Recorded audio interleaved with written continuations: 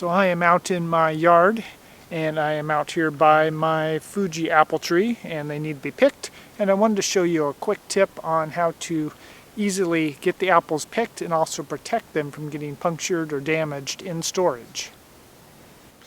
So one of the reasons why you want to make sure you don't leave your apples on too long is something like this. When birds start to peck the apples, and you see that the ants get in there and all kinds of creatures start eating away at your apples, and you'll have a lot of damaged apples. So don't wait too long, don't wait till they're completely ripe. You want to get them picked when they're slightly on the green side.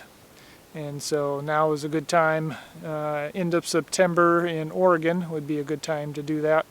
It is about October 3rd, I guess, today. And so we're already getting some damage here, so they should have been probably picked a week ago. So the way I like to get my apples picked is to have my utility belt here and put just a simple carabiner on there, just a cheap one, and get a 5-gallon bucket. Hook the bale on there so I can use both hands for picking. And so what I wanted to show you is this little tool. This is a stem clipper tool.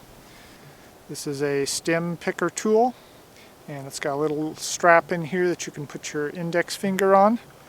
And what that allows you to do is to pick and use all 5 fingers to grab stuff and not have to worry about hanging on to anything. And it also has a little spring in there so you can clip like this whatever you need to do.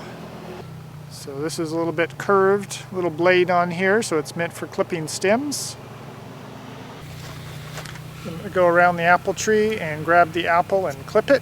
That allows me to not worry about trying to tip it up and get it just right, and sometimes the apples don't always want to come off, and sometimes you break some of the fruiting spurs off in the process, and little leaves and limbs in the process there, so this makes it really quick to snip it, get your apple and put it in the bucket. So you can see here another one where the birds have pecked it and the ants are in there. So put the clippers right in here and clip it. Keeps the stem below the top here, so when it bumps up against other apples, it's not going to puncture them or damage them in any way. So I'll have to cut this out and make use of this before, and not store this one. Again, just get in there and clip it. Makes it real easy, and that leaves the stem just left on there, and it'll fruit again the next year.